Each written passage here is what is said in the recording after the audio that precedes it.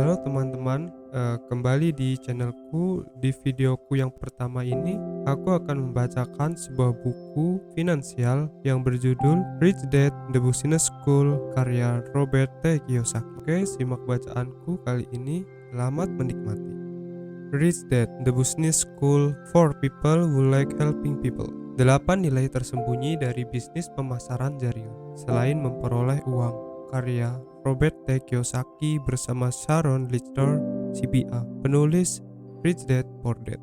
Ayah kaya saya berkata, orang-orang terkaya di dunia mencari dan membangun jaringan. Orang-orang lain mencari pekerjaan. Robert T. Kiyosaki. Pengantar. Robert Kiyosaki, penulis buku laris Rich Dad Poor Dad, Rich Dad Cash Flow Quadrant, Rich Dad Quit to Investing, dan Rich Kid, Smart Kid adalah pembicara dan guru mata pelajaran uang yang diakui secara internasional. JP Morgan menyatakan, Rich Dad Poor Dad adalah bacaan wajib bagi para jutawan. Seperti dilaporkan dalam The Wall Street Journal dan USA Today menyebut Rich Dad Poor Dad sebagai titik awal bagi siapa saja yang ingin mengendalikan masa depan finansial mereka. Robert sering berkata, kita bersekolah untuk belajar bekerja keras guna mendapatkan uang. Saya menulis buku dan menciptakan produk yang mengajarkan orang supaya uang bekerja keras untuk mereka, sehingga mereka dapat menikmati kemewahan dunia tempat tinggal kita yang luar biasa ini. Buku-buku Robert dan permainan papan finansial Cash Flow 101, 202, dan Cash Flow for Kids telah sukses luar biasa. Rich Dad Poor Dad kini dapat diperoleh dalam lebih dari 35 bahasa. Robert percaya bahwa kesuksesan ini sebagian disebabkan oleh industri pemasaran jaringan.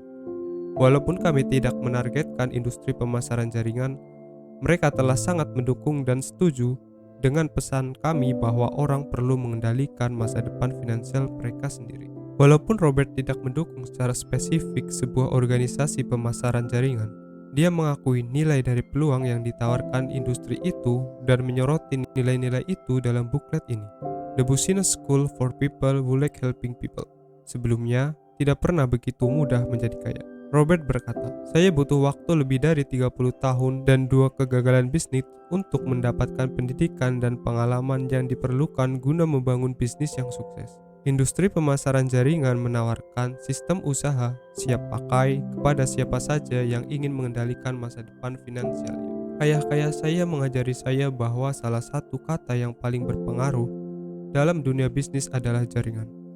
Dia berkata, orang-orang terkaya di dunia mencari dan membangun jaringan. Orang-orang lain mencari pekerjaan.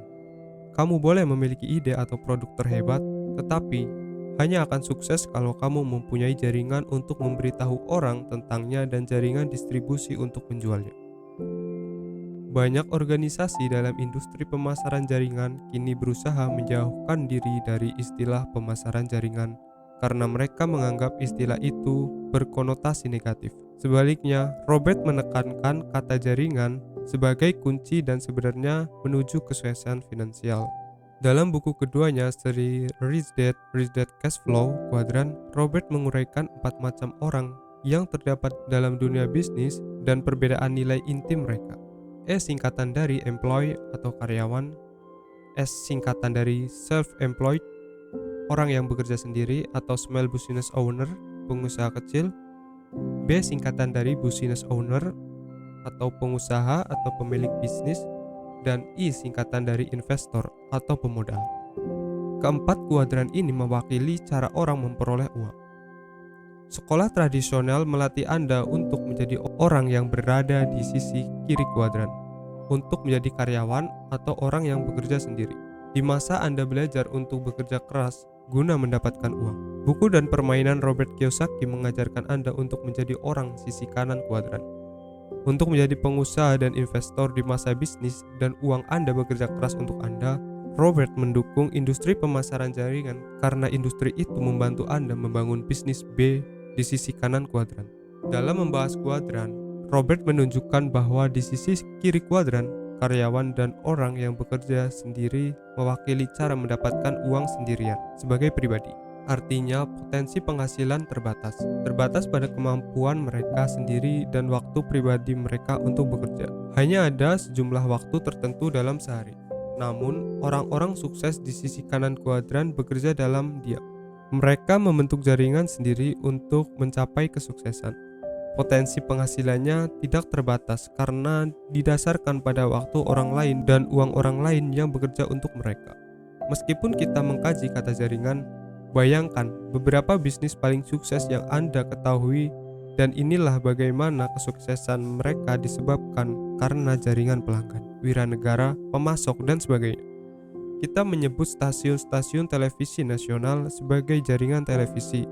Internet disebut sebagai jaringan. Kunci menuju kesuksesan finansial Anda dengan menemukan dan membangun jaringan. Jaringan pertama, mengapa Anda merekomendasikan bisnis itu? Saya sering ditanya, Anda tidak menjadi kaya dari bisnis pemasaran jaringan.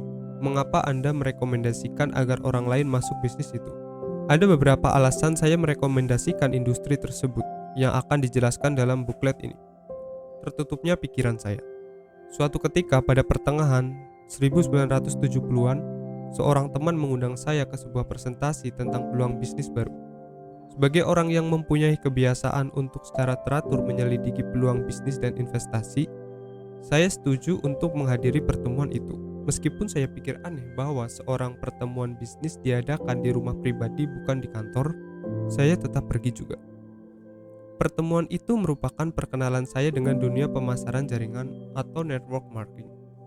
Saat akan meninggalkan presentasi yang lamanya 3 jam tersebut, teman saya bertanya, apa pendapat saya tentang peluang usaha yang dipresentasikan? Jawaban saya adalah, menarik, tapi bukan untuk saya. Ketika teman saya bertanya mengapa saya tidak tertarik, saya katakan, saya sudah dan sedang membangun usaha saya sendiri. Kenapa saya harus membangun usaha bersama orang lain? Saya kemudian berkata, di samping itu, saya juga mendengar rumor bahwa bisnis pemasaran jaringan itu hanyalah sistem piramida dan ilegal. Sebelum teman saya dapat mengatakan sesuatu lebih lanjut, saya meninggalkannya menuju kegelapan malam, masuk ke dalam mobil saya dan menghilang. Pikiran saya tertutup dan saya tidak mau mendengarkan lebih banyak lagi. Baru setelah bertahun-tahun pikiran saya terbuka lagi. Cukup terbuka untuk mendengar dan pendapat saya mulai berubah tentang industri itu. Pada tahap kehidupan saya pertengahan 1970-an, saya sedang membangun usaha internasional saya yang pertama. Jadi saya sangat sibuk mengurus pekerjaan siang hari saya ditambah membangun bisnis ini pada waktu luang. Usaha yang sedang saya bangun adalah usaha manufakturin dan pemasaran dengan kegiatan utama memasarkan dompet nilon dan velcro pertama bagi perselancar. Segera setelah pertemuan pemasaran jaringan saya yang pertama, dompet olahraga saya berkembang pesat. Kerja keras saya selama 2 tahun mendatangkan keuntungan, kesuksesan, kemasyhuran, dan kemujuran. Seolah-olah dicurahkan kepada 2 orang partner saya dan saya.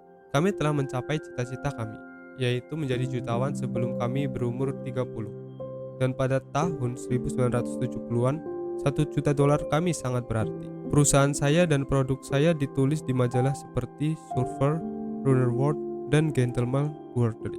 Produk kami adalah produk baru yang masih panas dalam dunia perlengkapan olahraga, dan pesanan mengalir dari seluruh penjuru dunia. Usaha internasional saya yang pertama telah berdiri dan berjalan, dan saya tidak memikirkan industri pemasaran jaringan lagi selama 15 tahun. Perubahan pikiran. Suatu saat pada awal 1990-an, seorang teman yang saya hormati karena pengetahuan finansial dan kekuatan usahanya memberitahu saya bahwa dia masuk bisnis pemasaran jaringan. Bill sudah sangat kaya dari investasi real estate-nya, sehingga hal itu membingungkan saya mengapa dia berada dalam pemasaran jaringan. Dengan rasa ingin tahu, saya bertanya kepadanya, kenapa kamu berada dalam bisnis ini? Kamu tidak butuh uangnya kan? Sambil tertawa keras-keras, Bill berkata, kamu tahu, aku suka cari uang. Tetapi aku tidak masuk bisnis itu karena aku butuh uang. Uangku sangat bagus. Saya tahu bahwa Bill baru saja menyelesaikan proyek real estate komersial bernilai dari $1 miliar dalam 2 tahun terakhir. Jadi saya juga tahu bahwa dia baik-baik saja. Namun jawabannya yang samar-samar membuat saya lebih ingin tahu. Sehingga saya melanjutkan bertanya kepada, jadi kenapa kamu masuk bisnis pemasaran jaringan? Sekarang disebut bisnis distribusi pemakaian. Dia menjawab, kami tidak menyebutkannya pemasaran jaringan lagi. Apapun, jawab saya. Apapun kamu menyebutnya, katakan kenapa kamu berada dalam bisnis demikian. Bill berpikir agak lama. kemudian mulai berbicara dengan gaya Teksasnya yang lambat. Selama bertahun-tahun, orang meminta saran investasi real estate kepadaku. Mereka ingin tahu cara menjadi kaya dengan berinvestasi di real estate. Banyak yang ingin tahu apakah mereka boleh berinvestasi bersamaku, atau bagaimana mereka bisa memperoleh properti tanpa uang muka. Sambil mengangguk setuju, saya berkata, "Aku menanyakan pertanyaan yang sama." "Masalahnya adalah," ujar Bill melanjutkan, "sebagian besar tidak bisa berinvestasi bersamaku karena mereka tidak mempunyai cukup uang yang memenuhi syarat investasiku. Dan alasan mereka sering menginginkan transaksi tanpa uang tunai adalah karena mereka tidak punya uang sepeser pun. Mereka tidak punya cukup uang untuk masuk dalam salah satu transaksiku, atau mereka tidak punya uang sebagai uang muka." "Maksudmu mereka tidak punya uang sama sekali, atau kalaupun mereka punya uang, mereka tidak punya cukup uang supaya kamu dapat membantunya? Mereka tidak cukup kaya untuk investasimu," saya berkata. Bill mengangguk. "Dan selain itu, kalau mereka punya uang sedikit, itu merupakan tabungan seumur hidup dan mereka seringkali sangat takut kehilangan uang yang mereka miliki. Kamu dan aku tahu bahwa orang-orang yang takut kehilangan seringkali justru kehilangan." Pembicaraan saya dengan Bill berlanjut selama beberapa menit, tetapi saya harus bergegas menuju bandara. Saya masih belum yakin mengapa dia berada dalam bisnis pemasaran jaringan, tetapi pikiran saya yang tertutup sudah mulai terbuka. Saya tetap ingin tahu mengapa dia berada dalam bisnis pemasaran jaringan, atau bisnis distribusi pemakai, seperti yang disebutnya. Selang beberapa bulan kemudian, dialog saya dengan Bill berlanjut. Perlahan-lahan saya mulai mengerti alasan untuk berada dalam bisnis itu. Alasan utamanya adalah, yang pertama, dia ingin membantu orang. Ini merupakan alasan utamanya untuk berada dalam bisnis itu. Meskipun sangat kaya, dia bukan orang yang rakus atau arogan. Yang kedua, dia ingin membantu diri sendiri. Orang kaya untuk berinvestasi bersamaku. Aku sadar bahwa jika aku membantu lebih banyak orang menjadi kaya, maka aku akan mempunyai lebih banyak investor. Bill melanjutkan, "Ironinya adalah semakin banyak aku membantu orang lain menjadi kaya dengan membangun bisnis mereka sendiri, bisnisku makin bertumbuh, dan aku menjadi semakin kaya. Sekarang aku mempunyai bisnis distribusi pemakai yang sedang berkembang, lebih banyak investor, dan lebih banyak uangku sendiri untuk diinvestasikan bersama. Kita berbicara menang-menang atau win-win. Itulah sebabnya dalam beberapa tahun terakhir, aku telah mulai berinvestasi dalam proyek-proyek real estate yang jauh lebih besar. Seperti kamu ketahui, sulit untuk benar-benar menjadi kaya dengan berinvestasi dalam transisi real estate kecil. Itu dapat dilakukan, tetapi kalau kamu tidak punya banyak uang, yang kamu dapatkan adalah transaksi real estate yang tidak ingin dilakukan oleh orang-orang beruang." Yang ketiga, dia suka mengajar dan belajar. Aku senang bekerja dengan orang yang mau belajar. Sangat melelahkan bekerja dengan orang yang berpikir bahwa mereka tahu segalanya. Dan dalam dunia investasi real estate, aku bekerja dengan banyak orang seperti itu. Sangat sulit belajar dengan orang-orang yang tahu semua jawaban. Bagiku, orang yang masuk pemasaran jaringan berarti sedang mencari jawaban baru dan siap untuk belajar. Aku senang mengajar, belajar, dan berbagi ide baru dengan orang yang mempunyai semangat untuk terus belajar. Seperti kamu ketahui, aku mempunyai gelar akuntansi dan MBA keuangan.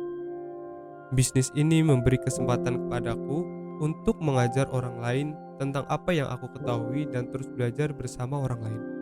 Kamu akan terkejut betapa banyak orang yang sangat pintar. Orang-orang terpelajar dari latar belakang yang berbeda berada dalam bisnis ini. Banyak juga orang tanpa pendidikan formal berada dalam bisnis ini untuk memperoleh pendidikan yang mereka perlukan guna mendapatkan keamanan finansial di dalam dunia dengan keamanan kerja yang semakin lama semakin berkurang.